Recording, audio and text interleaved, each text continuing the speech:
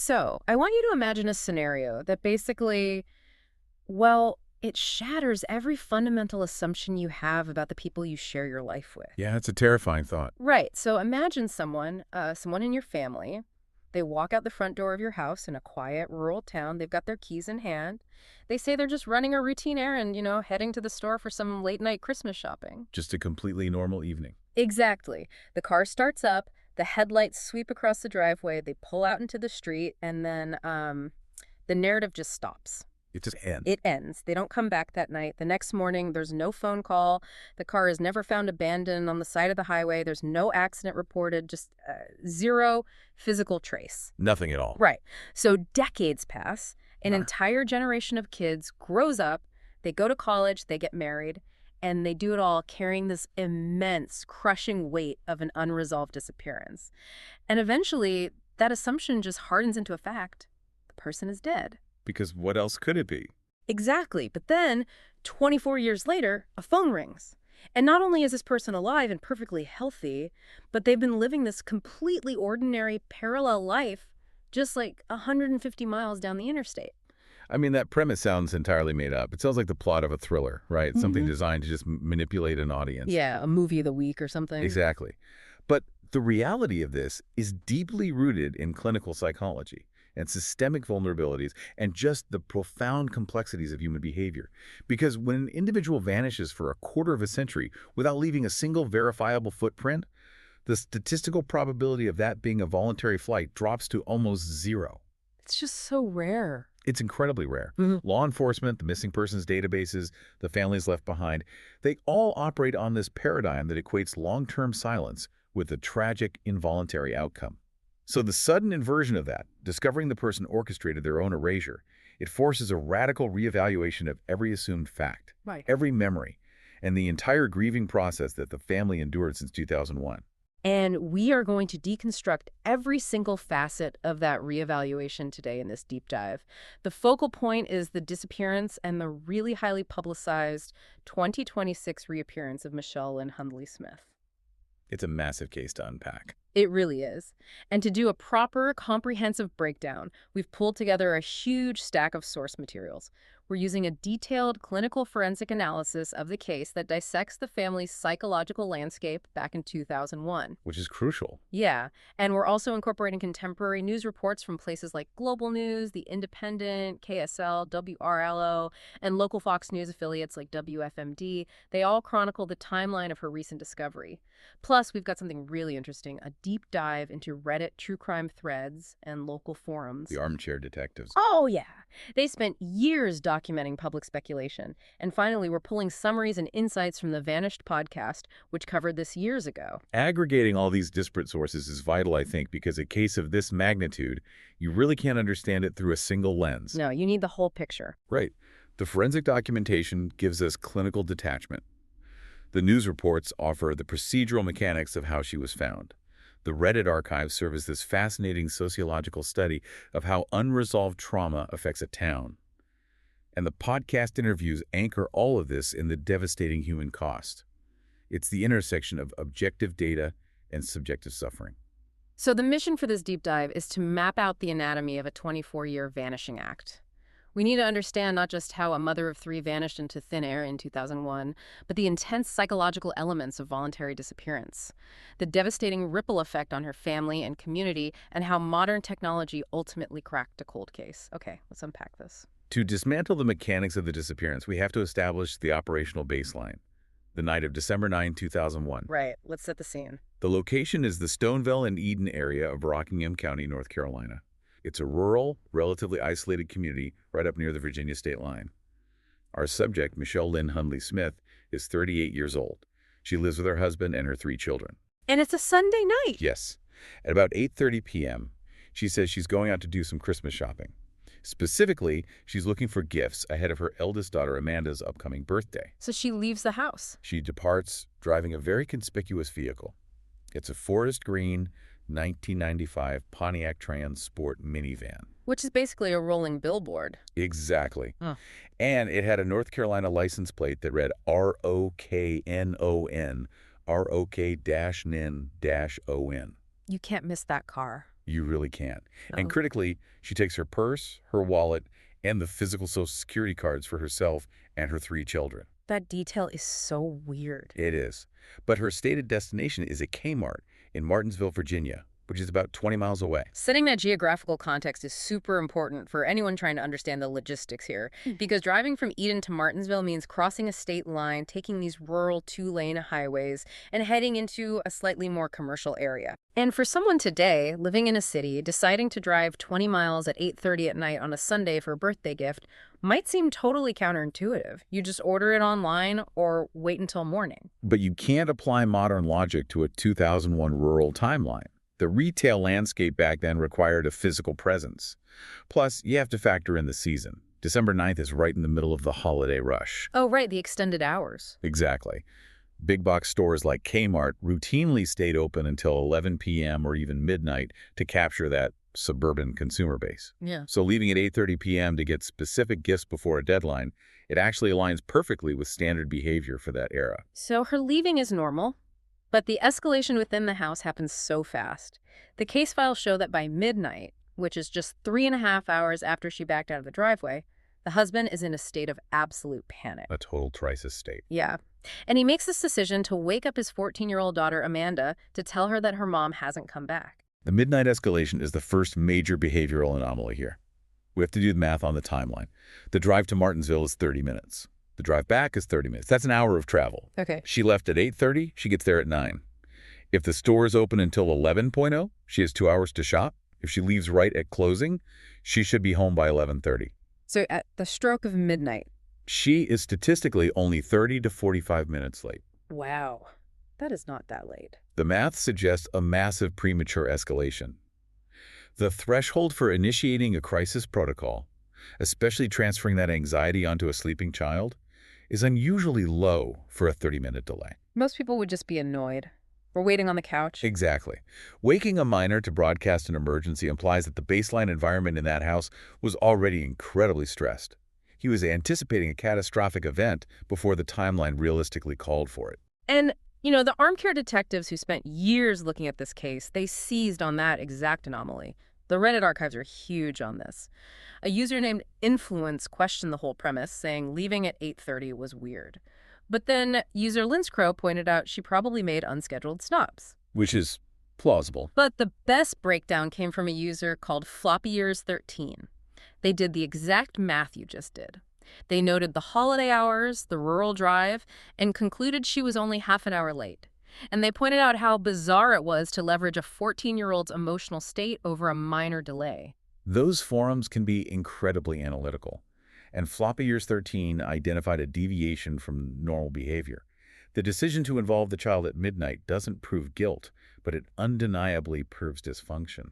The anxiety wasn't just about the time, it was about the volatility of Michele herself. Just imagine the psychological weight of that wake-up call on a 14-year-old. Waking up from a deep sleep to a frantic parent. You aren't just having a bad night, you are being inducted into a permanent state of ambiguous loss. It's a traumatic anchor. So the big question is, what created that volatile baseline? What was Michele's reality before she started that minivan? Well, what's fascinating here is the intersection of these catastrophic stressors and the clinical psychology of voluntary adult disappearance. The forensic analysis paints a picture of a severely fractured domestic landscape. A total mess. Yes, a highly volatile marriage, escalating arguments, infidelity allegations, and a severe issue with alcohol abuse. And it was impacting her professional life, too. She had just been fired from a local veterinary clinic. And not just for being late, she was fired for drinking on the job. Which elevates the substance abuse from a private issue to a public destructive dependency. It was overriding her survival instincts. And it got worse. Exactly 4 weeks before she vanished, on November 11th, she was arrested by the Eden Police Department for a DWI, and her court date was scheduled for December 27th, just 2 days after Christmas. That impending court date is crucial. When professionals analyze individuals who successfully erase themselves, they almost always find a cognitive distortion known as perceived entrapment. Perceived entrapment. How is that different from a normal fight-or-flight response? Fight or flight is acute. It's a reaction to immediate physical danger. Perceived entrapment is chronic. It's a narrowing of your cognitive horizons, where your ability to see alternative solutions just completely deteriorates. You literally feel trapped. Exactly. Add major depressive disorder to that, and the brain's executive function is compromised. Then introduce a central nervous system depressant like alcohol. It exacerbates the neurochemical imbalance and severely impairs judgment. The walls were closing in on her. She lost her income, her daily structure. Her marriage was a war zone. And she's facing this court date that could mean jail time or losing her license in a rural town where you need a car to survive. Total systemic collapse. And that triggers the most dangerous phase of depression. She likely started to view herself as a toxic element within her own family. A burden. Yes. The shame of the firing, the humiliation of the DWI, the failing marriage, it convinces the person that removing themselves is actually an act of altruism. They rationalize that their children will be better off without them. And then you factor in the holidays. That season is a massive psychological amplifier. The contrast between societal expectations of Christmas joy and her reality of unemployment and a pending criminal charge. The dissonance is excruciating. Standing in Kmart trying to buy birthday gifts while feeling like a complete failure, it could easily be the final catalyst. The timeline definitely supports a breaking point. But we have to look at what she took with her. Retrieving the physical Social Security cards for herself and the kids separates this from a totally impulsive fugue state. Right, because grabbing federal ID documents shows some level of forward planning. It does.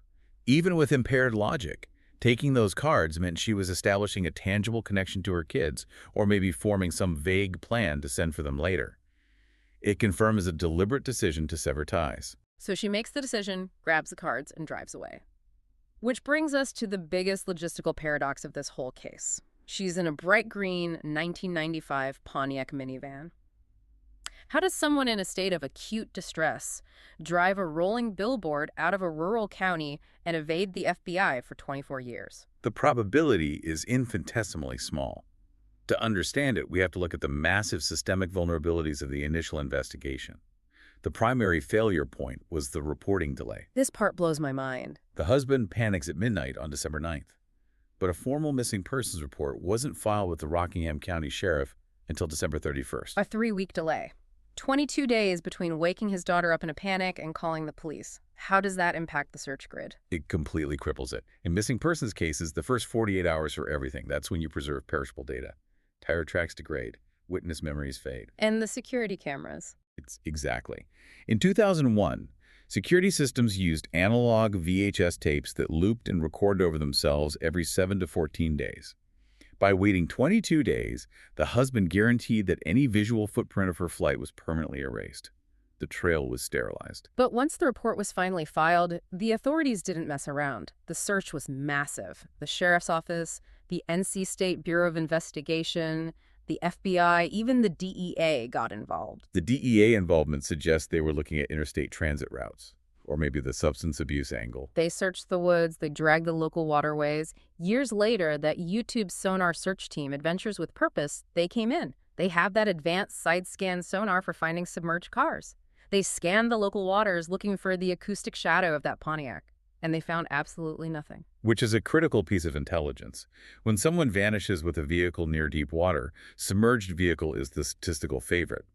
The sonar clearing those waters removed that theory. So no crime scene, no car. They officially classified her as an endangered adult. Because law enforcement relies on precedent. And a civilian successfully pulling off an untraceable vehicular vanishing act is basically unheard of. They assume she was dead, either a very well-hidden accident or a lethal intervention by a third party. And when the police can't find an answer, the public creates one. The sociology of a small town like Eden, which had a population of maybe 1,000 at the time, is intense. The community essentially convened a shadow grand jury and universally convicted the husband of murder. Small-town rumor networks are devastating. Statistically, the spouse is the primary suspect in most cases. The community instinctively knows that. So every single thing the husband did was filtered through this lens of assumed guilt. And he did not help himself. His story shifted constantly. First, he told the kids she just left to start a new life. Then, 5 months later, he claims he got a mysterious letter from Maryland saying Amanda's Social Security number was being used. A classic misdirection tactic if you view it through the lens of a cover-up. Right. And then years later, he introduces this idea that she left a physical goodbye note. But when his daughter asked him about it on a recorded interview for a podcast, he completely denied ever mentioning a note. To anyone watching, he looked exactly like a guilty guy managing a collapsing cover story. You have to look at two behavioral profiles there. The primary one the town adopted is the deceptive suspect throwing out false leads, like the Maryland letter. But the secondary profile is the psychology of complex trauma. You mean he was just falling apart? He was buckling under the weight of ambiguous loss. He was trying to manage the fallout for 3 abandoned kids. Fabricating a note might have been a desperate attempt to manufacture some closure. He might have been lying not to cover up a murder, but to build a narrative that was less painful than silent abandonment. But the town wasn't buying that. The Reddit threads are a time capsule of this. A local user named Catnip's Revenge posted this huge thesis. They claimed they lived nearby, interned with a homicide detective, and explicitly called it an unofficially solved murder. The local consensus was that he killed her, hid the van, and the only reason he wasn't in jail was a lack of physical evidence. It shows the destructive power of collective assumption. The narrative hardens into local lore. And the children were forced to grow up in a town that silently and sometimes loudly accused their dad of murdering their mom. The psychological isolation is just unimaginable. But the daughter, Amanda, she fought back. She leveraged modern media to bypass that local echo chamber. In 2018, she went on the Vanished podcast. A very influential platform. Extremely. They did a massive deep dive, broadcast all the stressors, the alcohol, the shifting stories to a global audience. It kept the cold case alive. It forced the SBI's cold case unit to formally reopen the file in 2023. But their operational hypothesis was still the same. They were still hunting for a body. Here's where it gets really interesting. For 24 years, the FBI, the SBI, the sonar teams, the armchair detectives, everyone was looking for a physical body in the dirt. But they should have been looking for a data ping. The narrative pivots from physical recovery to digital tripwires. She survived the analog loopholes of 2001, but the 2026 technological grid is inescapable. In February 2026, Sheriff Sam Page holds a press conference and completely rewrites history.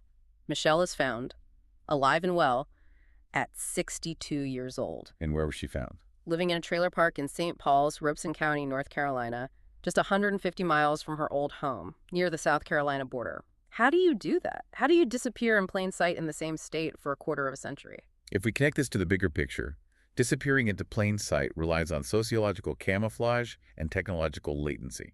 There are 3 main vectors of her evasion. First is geographical displacement. 150 miles doesn't sound like much. But it acts as an effective firewall.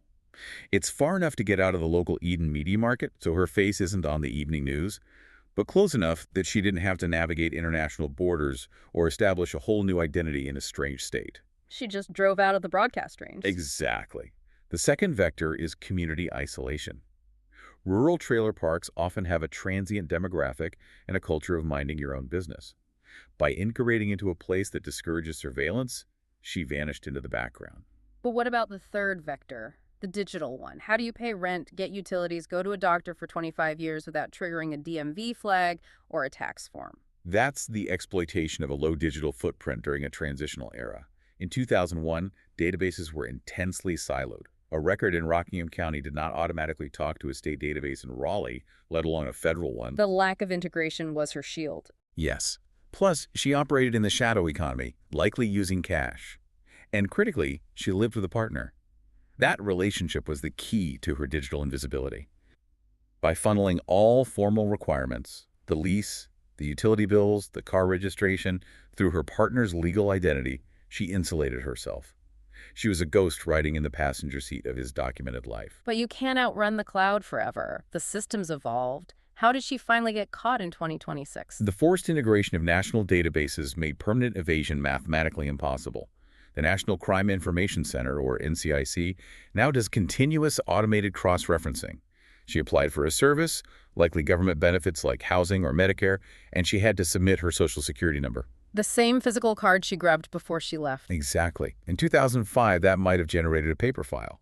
In 2026, that 9-digit sequence was ingested by a centralized server, cross-referenced instantly, and triggered a hard match.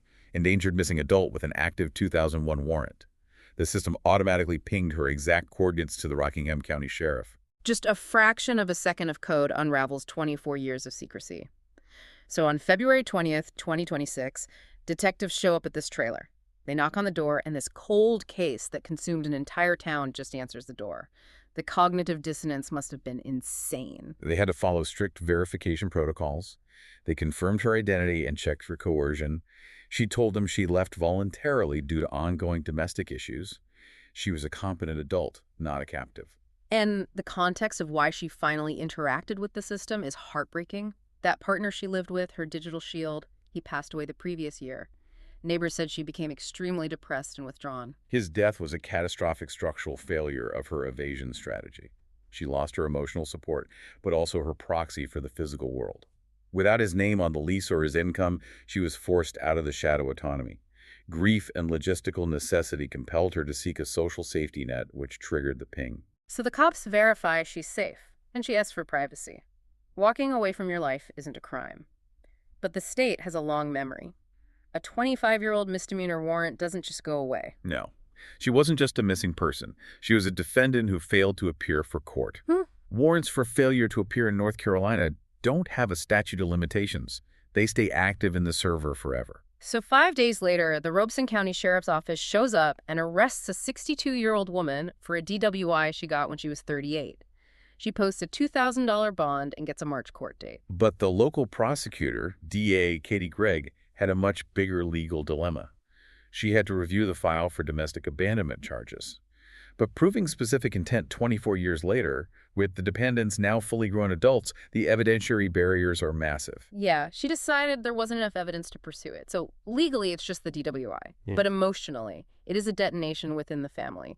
Transitioning from ambiguous loss to deliberate abandonment is a psychological earthquake. Ambiguous loss is considered the most traumatizing form of grief. The brain needs a conclusion to mourn. Without a body, the family is trapped in hypervigilance.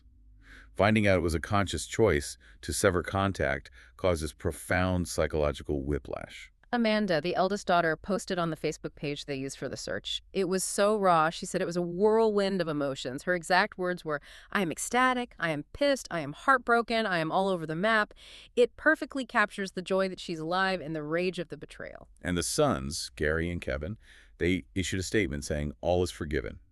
They wanted contact but respected her space. While cousin Barbara Bird talked about the agony of all those lost years, but we really need to talk about the husband. The total exoneration of a man who lived under a cloud of murder accusations for 24 years. It's a massive paradigm shift. His character was systematically assassinated. The data ping provided absolute vindication. Amanda publicly defended him, calling him her superhero for enduring decades of false accusations while keeping the family together. It completely rewrites their family history. And what about Michele? Did she say anything publicly? Just a brief, really defensive quote to the New York Post. She said, "My daughter is forgiving me. We are in contact, so leave me alone." Which shows that, despite wanting privacy, they are talking. Establishing that channel of communication shows a staggering capacity for grace. Amanda's public response shows incredible emotional intelligence. She acknowledged her own trauma, but also recognized the severe clinical distress her mother was under. She said her mom is only human and has shadow parts. Holding that rage and empathy simultaneously is remarkable resilience. So what does this all mean? We look at this massive timeline and we see an individual crushed by addiction and depression, using an analog loophole to escape in 2001. A husband serving a 24-year social sentence for a murder that never happened. And the inescapable modern surveillance state collapsing the whole fiction with one automated servo query. It proves that the era of the Untraceable Civilian Vanishing Act is over. The digital architecture of modern society makes true anonymity a mathematical impossibility. You might hide for a bit, but eventually you have to interact with the grid, and the grid never forgets. It's amazing how tech solved what human effort couldn't. But the data resolution leaves us with the messy human element. This raises an important question, one that supersedes databases. The physical act of vanishing isn't viable anymore. But when someone who has been a ghost for 24 years suddenly returns to reality, what is the half-life of that ghost in the hearts of the children they left behind? Can you even thaw a relationship frozen in 2001? Exactly. Does the resolution bypass closure entirely and just open a deeper, more complex wound that takes another generation to heal? It really challenges what we think about resilience and forgiveness. Think about the systems we navigate every day and how this case shifts your perspective on what it means to truly vanish. Keep questioning those narratives, and we'll see you on the next deep dive.